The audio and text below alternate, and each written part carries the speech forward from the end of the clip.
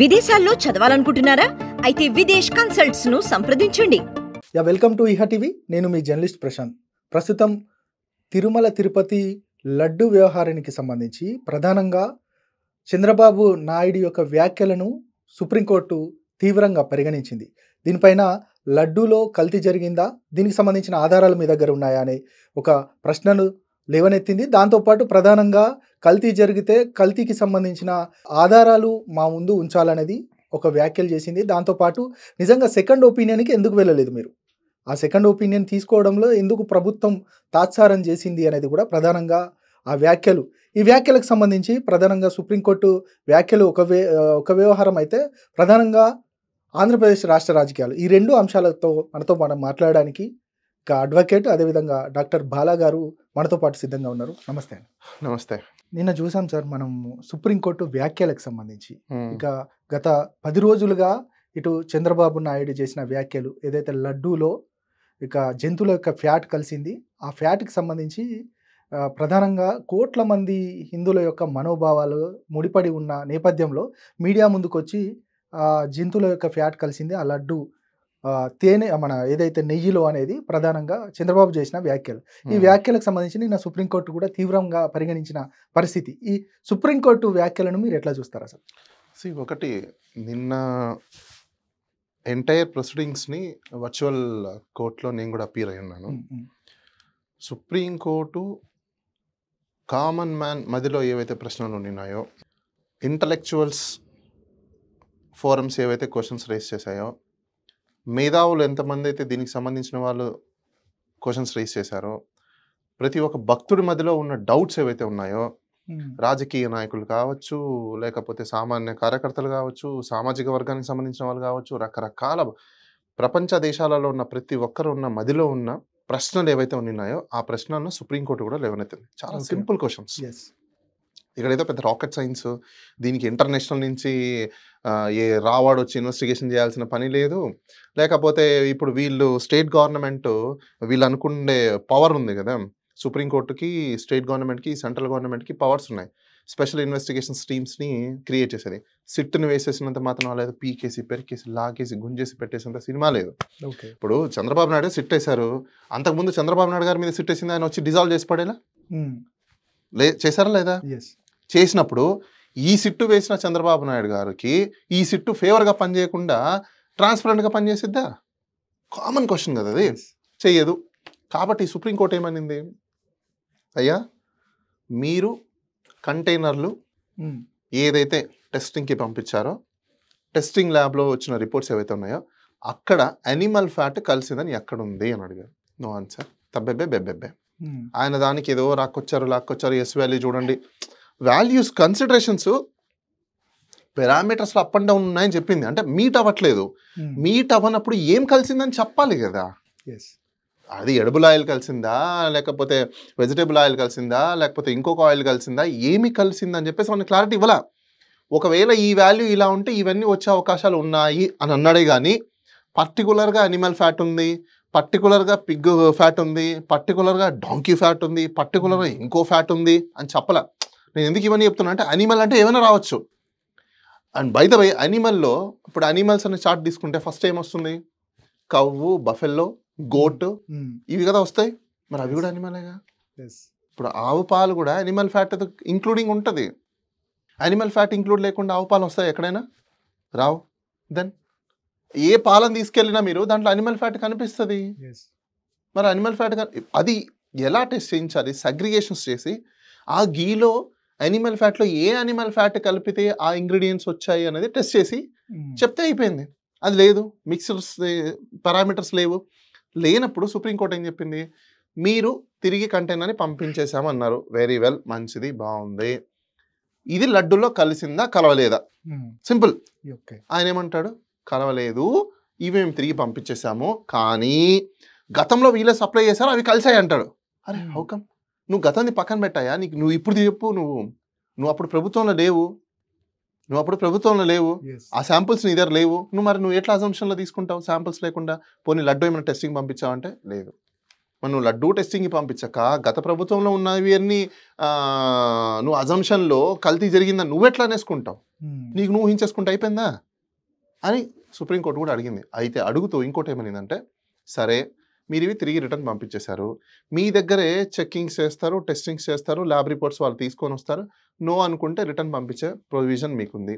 ఉన్నప్పుడు మీ స్వయాన ఈవోనే ఒకసారి ఒక స్టాండ్ ఇంకోసారి ఇంకో స్టాండ్ తీసుకున్నాడు. A stand correct?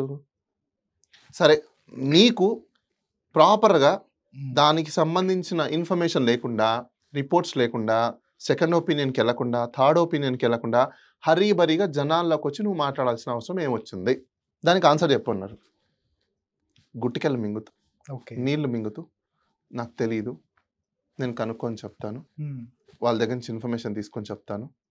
ఇది ఇక్కడ వీళ్ళేం ప్రచారం చేస్తున్నారంటే, చూసారా సుప్రీంకోర్టులో కూడా ఇలాంటి ప్రశ్నలు వేశారు, కలిసిందేమో అని చెప్పేసి అని అనుకుంటున్నారు అని చెప్పిన సందర్భాలలో కొన్ని మీడియా ఛానళ్ళు తీసుకొస్తున్నాయి. ఓకే, ఏ మాత్రమైన చిత్తశుద్ధి ఉందా? మీరు ఒకటి అర్థం చేసుకోవాలి. మేబీ మీరు ఫర్ ఉండొచ్చు ఆ మీడియా ఛానల్లో, నేను ఓపెన్ చెప్తున్నా.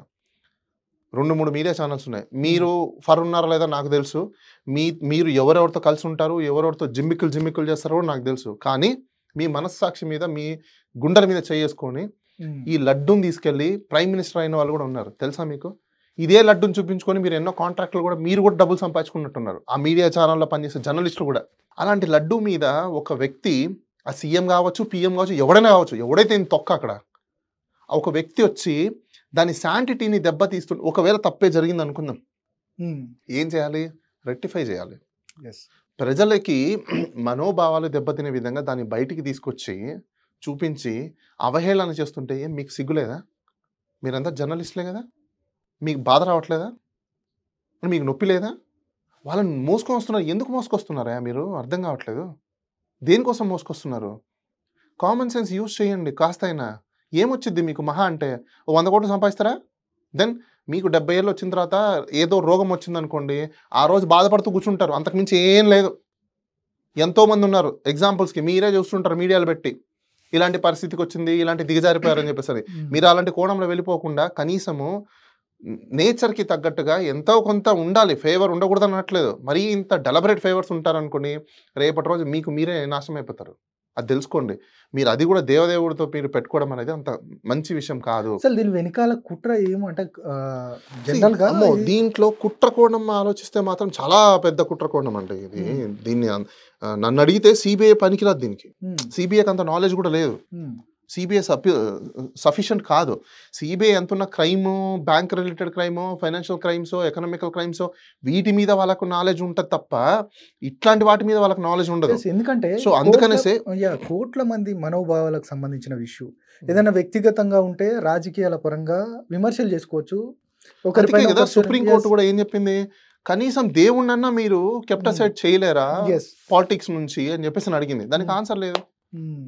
ఒక మహానుభావుడు అంటాడు, ఒక మేధావి, సీఎం అంట, సీఎం దాన్ని చెప్పకపోతే ఆయన బాధపడిపోతాడంట, చెప్పకపోతే చెప్పినందుకు ఆయన సంతోషిస్తాడంట, ఎందుకంటే ఏం జరిగిందో తెలిసింది కాబట్టని. బాబు నీకు దండం, ఈ ఒకవేళ వీడియో చూస్తే నీకు అర్థమైపోతుంది నువ్వు ఎవరేంటని చెప్పేసి అని. నువ్వు కూడా అదే కోవకి చెందిన వ్యక్తివి, ఒక మనోభావాలకి సంబంధించిన, భక్తికి సంబంధించిన ఇన్ఫర్మేషన్స్ని చీఫ్ మినిస్టర్ హోదాలో నీకు చెప్పాడా ఫోన్ చేసి? హలో నేను చీఫ్ మినిస్టర్ హోదాలో పోయి చెప్తున్నప్పుడు ప్రెస్ మీట్లోని 100 రోజుల పథకం ఎక్కడ చెప్పాడు? గవర్నమెంట్ ప్రోగ్రామ్ అది, పొలిటికల్ పార్టీకి సంబంధించిన ఒక ప్రోగ్రామ్ అది, 100 days. It's not a government programme. ఈ మాత్రం కామన్ సెన్స్ లేకుండా ఆయన యాంకర్ తప్పట్లు కొట్టుకుంటాడు, వెల్ సెడ్ అని చెప్పేసి.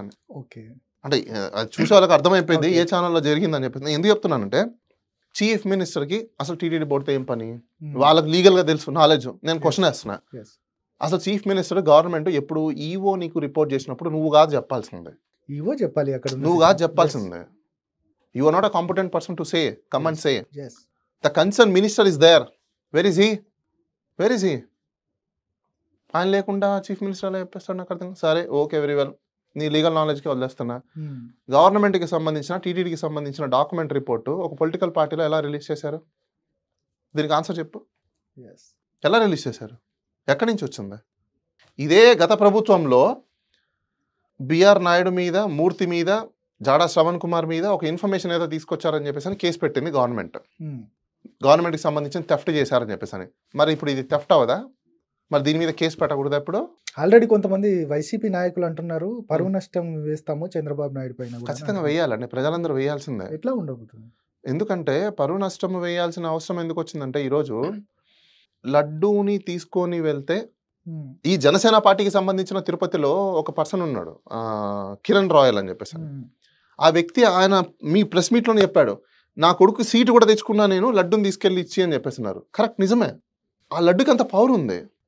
అలాంటి పవర్ఫుల్ లడ్డూని మీరు ఈరోజు అవహేళన చేసేసి, ఈరోజు నేను ఒక దగ్గరికి లడ్డు తీసుకొని వెళ్ళాలంటే, సపోజ్ ఎక్సో వైయో జెడ్డో దాన్ని దీంట్లో ఏదో కలిసింది కదా అంటే, అప్పుడు నా మనోభావాలు ఎంత దెబ్బతింటాయి, నా విశ్వాసం ఎంత దెబ్బతింటుంది, దేవుడి మీద పెట్టుకున్న భక్తి నాది ఎంత దెబ్బతింటుంది, ఎన్నో సంవత్సరాల నుంచి ఫాలో అయ్యే రిలీజియస్ ఫ్యాక్టర్స్ని ఎంత దెబ్బతింటుంది. ఇన్నిసార్లు తీసుకెళ్ళినప్పుడు ఏ కామెంట్ చేయని వ్యక్తి ఈరోజు కామెంట్ చేస్తే ఎంత బాధేస్తుంది. అంటే ఇవన్నీ it's not an legal injuries, it's psychological injuries. అసలు ఎవరిని కార్నర్ చేద్దామని ఇదంతా ఈ అంటే ఒకటి ఇక్కడ క్లియర్ కట్గా ఒకటి అనిపిస్తుందండి, రెండు ఫ్యాక్టర్స్ ఉన్నాయి ఇక్కడ. ఒక బాణంతో రెండు పిట్టలు కొట్టాలనే కోణంలో వాళ్ళు ఏం చేశారంటే, బేసికల్గా L1, L2, L3 ఏదైనా కాంట్రాక్టర్ కావండి. ఒక కాంట్రాక్టర్ ఎగ్జిస్టింగ్ ఉన్నప్పుడు ఆ కాంట్రాక్టర్ని తీసి వేరే కాంట్రాక్టర్ని తీసుకురావాలి అంటే బేసిక్గా జనరల్గా ఫస్ట్ ఏం చేస్తారు, ఆ కాంట్రాక్టర్ పని బాగాలేదనో, క్వాలిటీ సరిగ్గా లేదనో, ఇన్ టైం చేయట్లేదనో, ఇంకోటో ఏదో ఒక ABCD అనే అలిగేషన్స్ వేస్తారు వాడి మీద.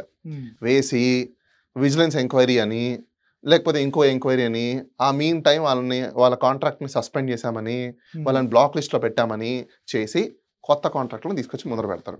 ఇది సర్వసాధారణం గవర్నమెంట్లో జరిగే ప్రక్రియ. ఇది బ్లాక్ లిస్ట్లో పెట్టేసి కొత్త వాళ్ళని తీసుకొస్తారు. ఈ కొత్త వాళ్ళలో ఎవరెవరు ఉండొచ్చు, నాకు సంబంధించిన వాళ్ళు ఉండొచ్చు, నా ఫ్రెండ్స్కి సంబంధించిన వాళ్ళు ఉండొచ్చు, నా పార్టీకి సంబంధించిన వాళ్ళు ఉండొచ్చు, నా బంధువులకు సంబంధించిన వాళ్ళు ఉండొచ్చు. ఇండైరెక్ట్లీగా వీళ్ళకి సంబంధించిన వాళ్ళకు కమిషన్ ఉంటుంది. వీళ్ళకి ఎంత కమిషన్ అంటే, సపోజ్ 15,000 టన్నులు కావాలి, 20,000 టన్నులు కావాలి, దానికి సంబంధించిన సపోజ్ ఒక 300 కోట్లు, 400 కోట్లు, 500 కోట్ల బడ్జెట్ అనుకోండి. బాబు ఇంత బడ్జెట్ కాంట్రాక్ట్ నీకు ఇస్తాను, ముందే మాట్లాడేసుకుంటారు. మాట్లాడుకొని నాకు 10% ఆర్డర్ రూటింగ్ చేస్తాడు. ఈడ L1 కాంట్రాక్ట్కి కావాల్సిన డాక్యుమెంట్లు అఫీషియల్గా అన్నీ వెళ్తాయి. ఆన్లైన్లో టెండర్లు వేస్తారు, వీళ్ళు అప్లై చేస్తారు, టెక్నికల్ బిడ్ అయిపోతుంది, ఫైనాన్షియల్ బిడ్ అయిపోతుంది, అప్రూవల్ అయిపోతుంది, అన్నీ అయిపోతాయి. అండ్ మోర్ ఎవర్, ఇప్పుడు నీకు ఇంకోటి చెప్తాను చూడండి, ట్రాన్స్పరెన్సీ ట్రాన్స్పరెన్సీ ట్రాన్స్పరెన్సీ అంటారు కదా, ప్రజలందరూ తెలుసుకోండి.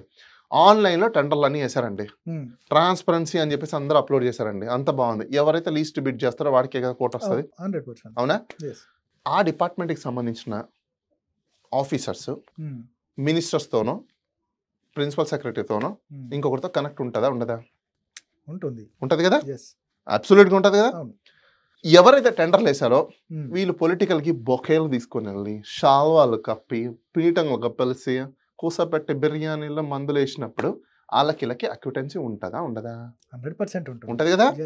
ఉన్నప్పుడు ఈ టెక్నికల్గా బ్యాక్ సైడ్ ఎవడెంత బిడ్ వేసాడంటే నేను చెప్పలేమమ్మా, ఓపెన్ చేస్తే తెలియదా?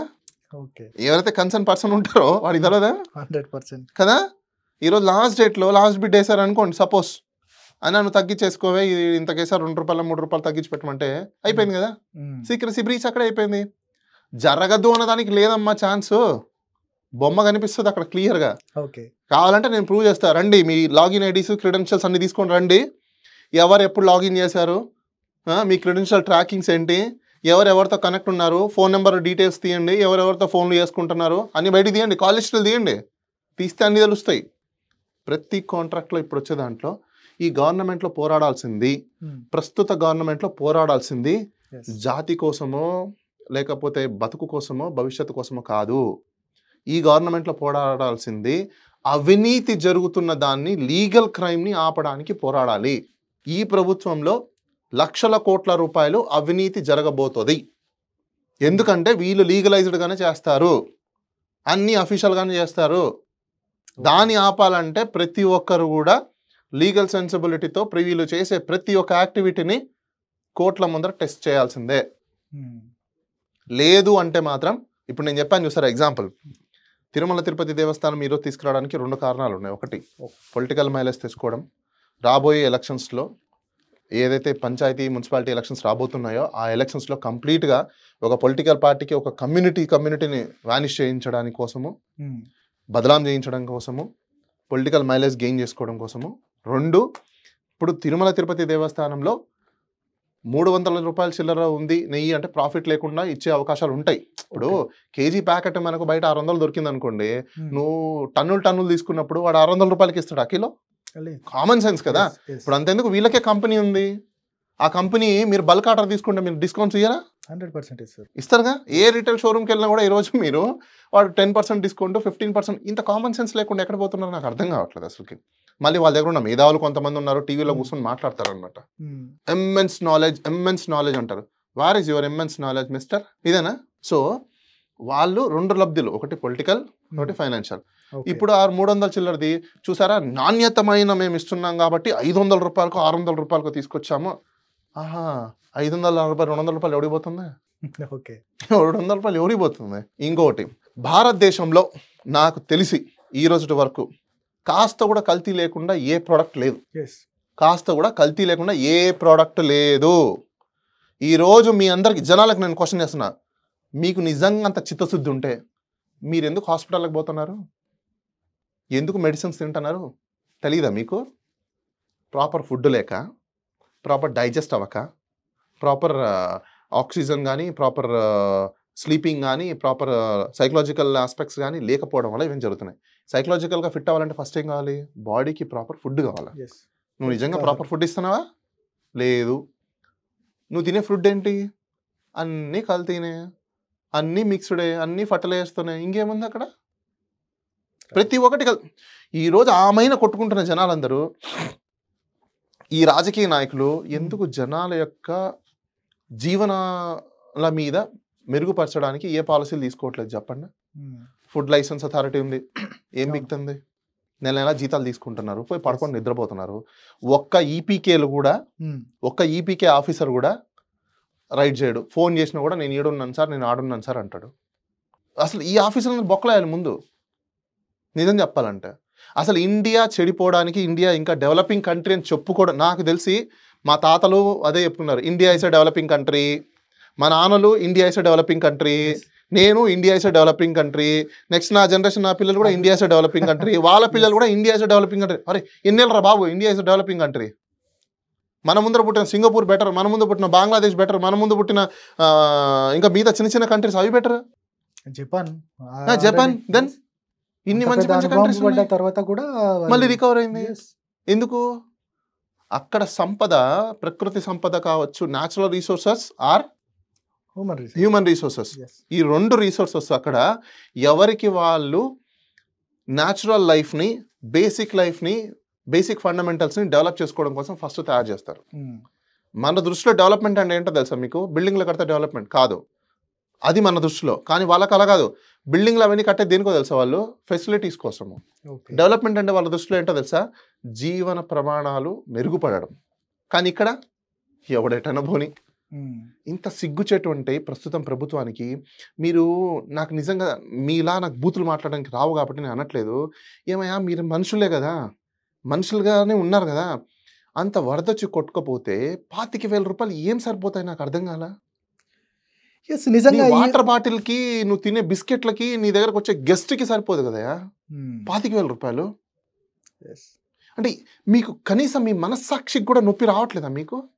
బట్ నేను చెప్తున్నా, ఏదో ఒక రోజు మీ మనస్సాక్షితో మీరు ఏడ్చుకునే రోజులు అయితే వస్తాయి. ఇంత దారుణంగా ఇంతమంది వాళ్ళ ఘోషని మీరు, వాళ్ళ శాపనార్థాన్ని మీరు తీసుకుంటున్నారు. నిజంగా ఏదో ఒక రోజు కలి చాలా పవర్ఫుల్. కలి గాని పట్టుకున్నాడా ఏ దేవుడు వదిలించుకోలేడు. ఎందుకంటే ఒకానొక సందర్భంలో రీసెంట్గా మనం చూసినాం, ప్రభాస్ సినిమా కల్కి సినిమాలో శ్రీకృష్ణుడు స్వయంగా చెప్పాడు, బాబు కలి వస్తున్నాడు పవర్ఫుల్, నేను కూడా ఏం చేయలేను, నేను కూడా పోతాను, నువ్వే నన్ను కాపాడని చెప్పేసి అని చూపించాడు. సో కలి చాలా పవర్ఫుల్, కలిని మాత్రం టచ్ చేయకండి దయచేసి. చూస్తున్నాడు కదా అని చెప్పేసి అని ఇంకా రెచ్చిపోతూ ఉన్నారు అనుకోండి, ఏదో పెడాలి మనం కొడతాడు, ఎటు లేకుండా పోతారు అప్పుడు మీరు. ఇప్పుడు ఆ విషయానికి వచ్చారు కాబట్టి ఇక పవన్ కళ్యాణ్ గారు కూడా ప్రాయశ్చిత్త దీక్ష కూడా చేస్తున్నారు. నాకు తెలిసి తాడునాడు పూర్తిగా ఆ దీక్ష కూడా విరమించే పరిస్థితి ఉంది. ఆయన సనాతన ధర్మాన్ని ఖచ్చితంగా అవహేళన చేశారు, లడ్డూలో కల్తీ జరిగిందనేది కూడా ఉమ్. ఆయన చేసిన వ్యాఖ్యలు. నిజంగా ఆయన వ్యాఖ్యలను, ఆయన తీరును మీరు ఎట్లా చూస్తారు అసలు? సనాతన ధర్మం పవన్ కళ్యాణ్ గారు చెప్పారు, ఉమ్, అంతే కదా? ఉమ్, ఓకే. ఇప్పుడు పవన్ కళ్యాణ్ గారికి సంబంధించిన కొన్ని వీడియోస్ ఉన్నాయి. ఓకే నేను మీకు ఒక వీడియో చూపిస్తాను, జూమ్ చేయండి. ఓకే పవన్ కళ్యాణ్ గారు చెప్పిన మాటలు, ఆయన మాటలని ఫస్ట్ విందాం. పవన్ కళ్యాణ్ దశావతారాలు కూడా ఇప్పుడు సోషల్ మీడియాలో వైరల్ గా మారాయి. ఉమ్, ఇది బాగా జూమ్ చేయండి కొంచెం.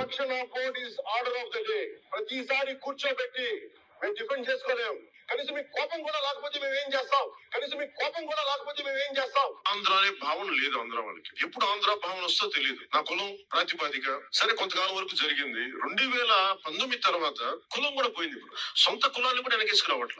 ఆంధ్ర భావన ఎలాగ లేదు. కనీసం కుల భావన తెచ్చుకొని బాగు చేయండి రాష్ట్రాన్ని. నిజంగా మనస్ఫూర్తిగా అవుతున్నారు. నా కులం ఉంది, నాకెక్కడ మతం ఉంది. నా కూతురు క్రిస్టియన్ అబ్బా, నా కూతురు తల్లి తన మతాచారం ప్రకారం నా కూతుర్ని రష్యన్ ఆర్థడాక్స్ చర్చ్ లో బాప్టైజ్ చేస్తానంటే సంతోషంగా చేయించమని. మా నాన్న ఎలాంటి వాడంటే, మా నాయనమ్మ దీపారాధన వెలిగిస్తే దీపారాధన సిగరెట్ వెలిగించిన దేవుడు లేడు దెయ్యం లేదనే వ్యక్తి మా నాన్న. ఇది ఆడేది కొద్దిమంది రాజకీయ నాయకులు, వాళ్ళు కూడా ఎక్కువ మంది ఆడేది కూడా హిందూ. అసలు ఇలాంటి గొడవలు పెట్టింది హిందూ నాయకులు తప్ప మిగతా నాయకులు చేయరు.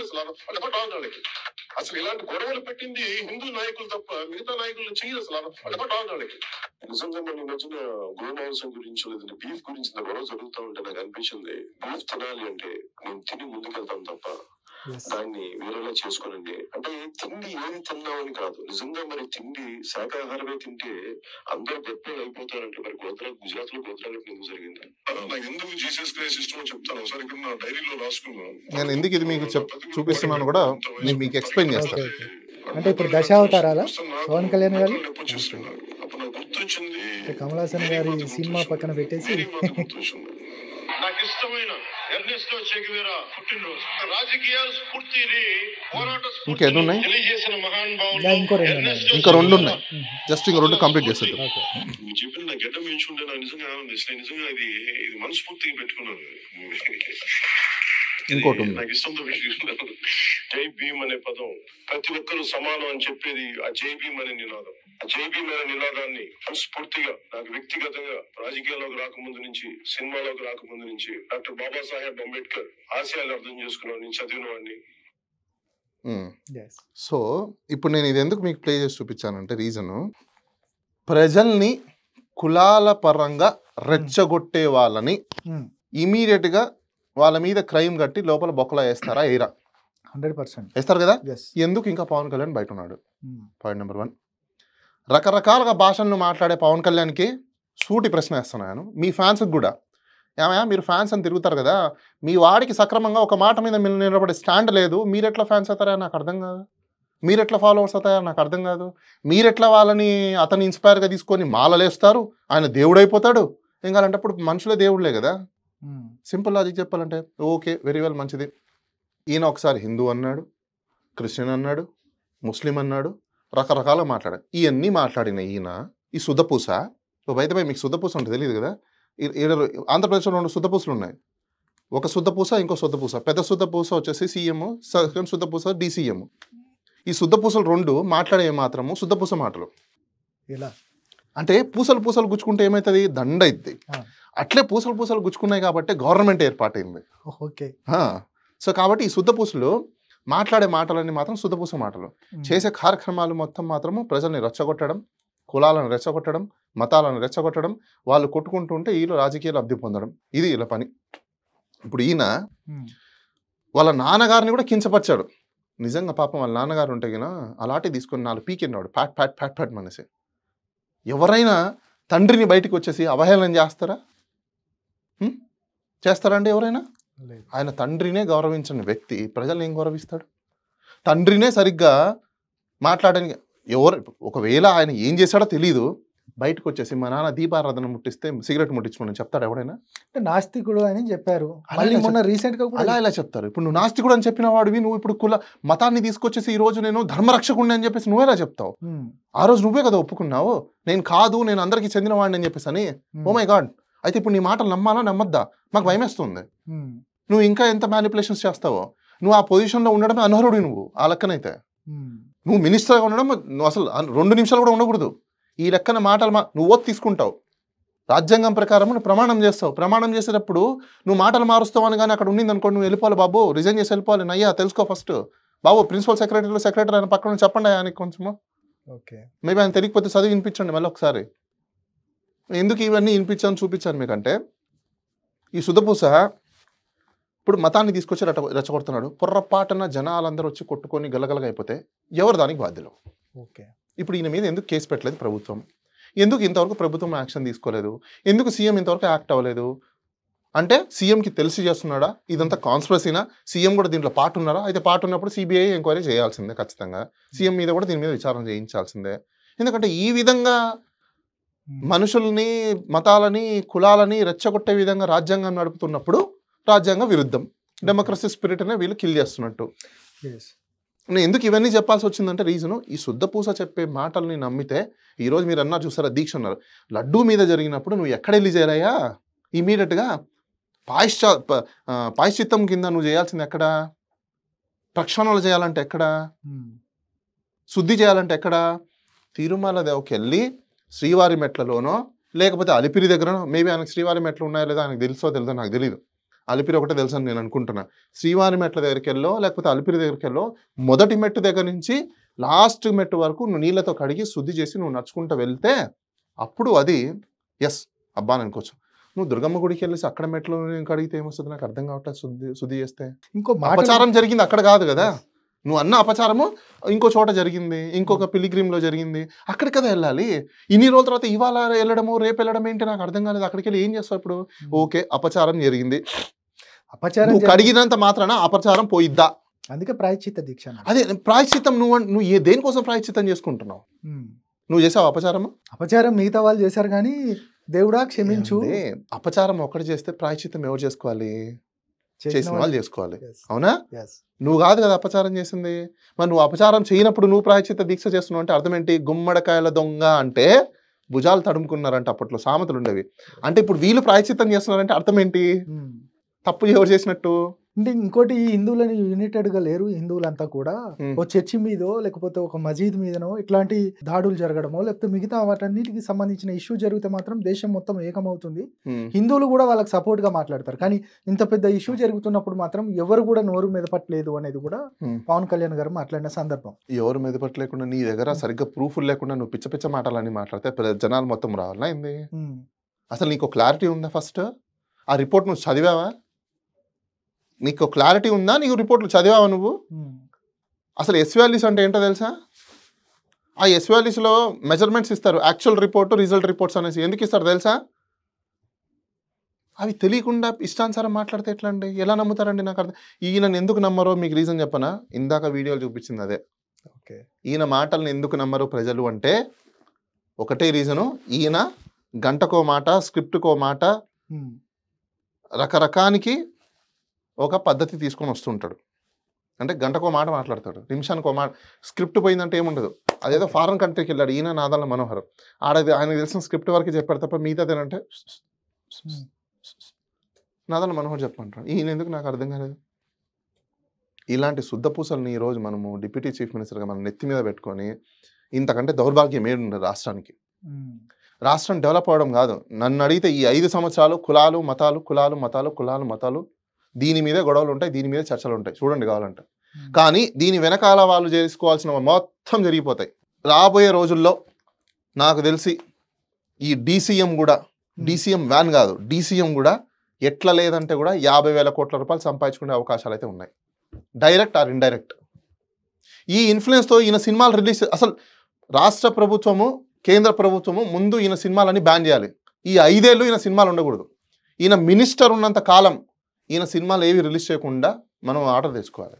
ఎందుకంటే ఈ ఇన్ఫ్లుయెన్స్ మీద చాలా మంది 50,000 కోట్లు అంటున్నారు. అసలు ప్రజా జీవితం అంటే ప్రజల కోసమే నాకు 100 కోట్లు సంపాదించే అవకాశం ఉన్నా కూడా వదిలేసుకొని నేను ఏం మాట్లాడతాను? 100 కోట్లు ఎట్లా వస్తాయండి? ఏమైనా పిచ్చా? సినిమాకే 100 కోట్లు ఎవరు ఇస్తారండి? ఆయనకి ఎవరు 100 కోట్లు పెడతారు? మరి మీరు కూడా మాట్లాడుతున్నారు, సరిపోయారు.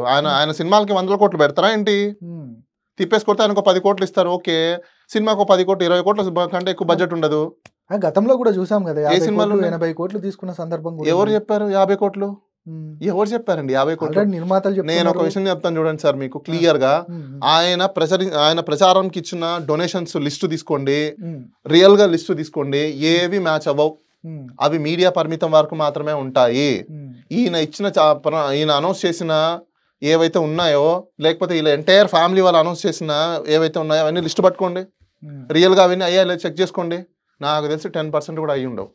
వీళ్ళు మీడియాలకు అనౌన్స్మెంట్లు చేయడానికి మాత్రమే పరిమితం తప్ప రియాలిటీలో కాదు. ఇది ఫ్యాక్చువల్స్. రైట్. ఇక పవన్ కళ్యాణ్ గారి విషయం పక్కన పెడితే, సిట్కి సంబంధించి ఆల్రెడీ గవర్నమెంట్ సిట్ నియమించింది. సిట్కి సంబంధించి తన పని తాను చేసుకుంటూ పోతుంది.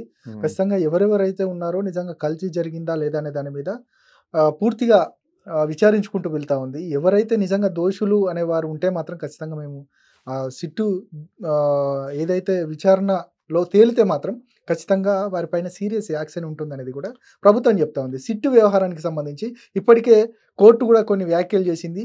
ఈ వ్యాఖ్యలకు సంబంధించి, సిట్టు వ్యవహారానికి సంబంధించి మీరేం చెప్తారు అసలు? సార్ అసలు ఫస్ట్ ఆఫ్ ఆల్ ఏదైతే సిట్ ఉందో ఆ సిట్కి లీగల్ స్టాండే లేదు. రీజన్ చెప్తాను. అసలు ఆ ఎఫ్ఐఆర్ పెట్టింది ఎవరు? తిరుమల తిరుపతి దేవస్థానంకి ఎఫ్ఐఆర్ పెట్టే పవర్ ఉందా? ఓకే, ఎఫ్ఐఆర్ పెట్టే పవర్ ఉందా? లేదండి. దేనికి ఎఫ్ఐఆర్ పెట్టారు మీరు? దేనికోసం ఎఫ్ఐఆర్ పెట్టారు? జరిగిందా లేదా, ఏంటి అసలు జరిగిన సిచ్యువేషన్ ఏందనే దాని కదా. అదే కదా. ఎస్, నీ రూల్ బుక్ ప్రకారము, నీ ఎస్ఓపి ప్రకారము, నీ టెండర్ కండిషన్స్ ప్రకారము నీకు ప్రోడక్ట్ కండిషన్స్ మీట్ అవ్వకపోతే ఏం క్లాజులు ఉన్నాయి? కండిషన్స్ మీట్ అవ్వకపోతే క్లాజెస్ ఏంటి? వెరీ సింపుల్ అండి. ఆమె పర్చేజర్, యువర్ సెల్లర్. నీ ప్రోడక్ట్ నా క్వాలిటీ కంట్రోల్కి సంబంధించిన ప్రోడక్ట్ రాకపోతే నేనేం చేస్తా? What is the conditions you want me? What is your contract? Reject the product, refuse the product, don't accept the product.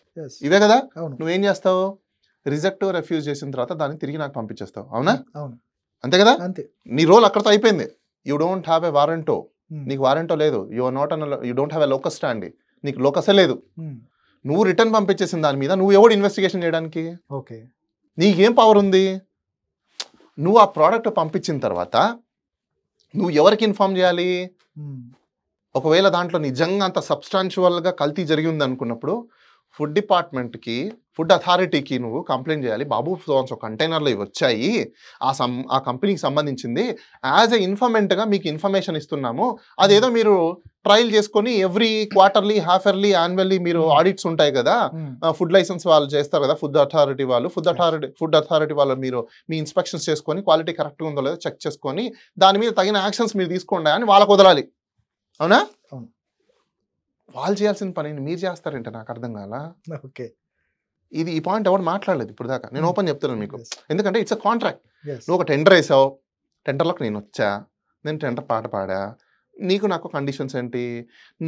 నీకు సంబంధించిన క్వాలిటీ ఆ మెజర్స్లో నేను ప్రోడక్ట్ ఇస్తే నువ్వు తీసుకుంటావు, ఇవ్వకపోతే ప్రోడక్ట్ రిజెక్ట్ చేస్తావు. అంతే. నాకు అక్కడతో క్లోజ్. నువ్వు యాజ్ ఏ రెస్పాన్సిబుల్ పర్సన్గా, రెస్పాన్సిబుల్ ఇన్స్టిట్యూట్గా నువ్వు ఎవరికి ఇన్ఫార్మ్ చేయాలి? Not police. You have to inform to the concern food authority. Food అథారిటీకి ఇన్ఫార్మ్ చేసి సో కంటైనర్లో ఇట్లా కంటామినేషన్ జరిగింది, ఇంత అడల్ట్రేషన్ జరిగింది, ఈ కంటైనర్ మేము రిజెక్ట్ చేసాము, ఈ కంటైనర్ నెంబర్ ఇది, ఈ చలాన్ నెంబర్ ఇది, డెలివరీ చలాన్ నెంబర్ ఇది, మ్యానుఫ్యాక్చరింగ్ డేట్ ఇది, ఎక్స్పైరీ డేట్ ఇది, దాని బ్యాచ్ నెంబర్ ఇది, ఇవన్నీ డీటెయిల్స్ అని వాడికి ఇచ్చి అప్పుడు వాడిని ఎంక్వైరీ చేసుకోయా, ఎంక్వైరీ చేసుకుని నీకు తగిన యాక్షన్ నువ్వు తీసుకొని చెప్పాలి. అలా కాకుండా అసలు సిట్ ఎలా డిసైడ్ చేస్తుందండి నాకు అర్థం కాలేదు. ఐపీఎస్ ఆఫీసర్లకు ఏమి టెక్నికల్ నాలెడ్జ్ ఉంటుందని నాకు అర్థం కాలేదు. వాళ్ళు ఏం చేస్తారు అసలుకి? అసలు సిట్ ఎఫ్ఐఆర్ కట్టడం ఏంటి, ఇన్వెస్టిగేషన్ చేయడం ఏంటి? అసలు నన్ను అడిగితే ఆ ఎఫ్ఐఆర్కి అసలు బేసెసే లేదు. ఎందుకు బేసెస్ లేదంటే నీ టర్మ్స్ అండ్ కండిషన్స్ ఏంటి? నీకు ఎఫ్ఐఆర్ కట్టే పవర్ ఉందా? ఫస్ట్ లేదు. మళ్ళీ లేనప్పుడు ఎఫ్ఐఆర్ ఎట్లా కట్టారు? ఎఫ్ఐఆర్ ఎలా నిలబడింది? అసలు ఎఫ్ఐఆర్ ఏ విధంగా తీసుకున్నారు? ఇవి కదా పాయింట్స్ మొత్తం రావాల్సిందే. ఈ పాయింట్స్ మీద కదా అక్కడ మనం మాట్లాడాల్సిందే.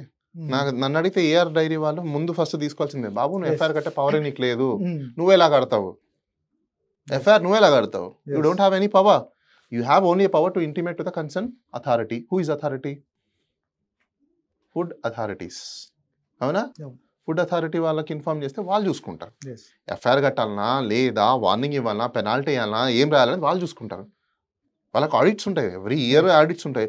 ఆడిట్ ప్రకారం మీట్ అవునప్పుడు వాళ్ళు సస్పెండ్ చేయడమో లేకపోతే పెనాల్టీ వేయడమో చలాన్ ఇవి ఉంటాయి. నువ్వు క్రిమినల్ క్రైమ్ కట్టేసి నువ్వు చేస్తానంట.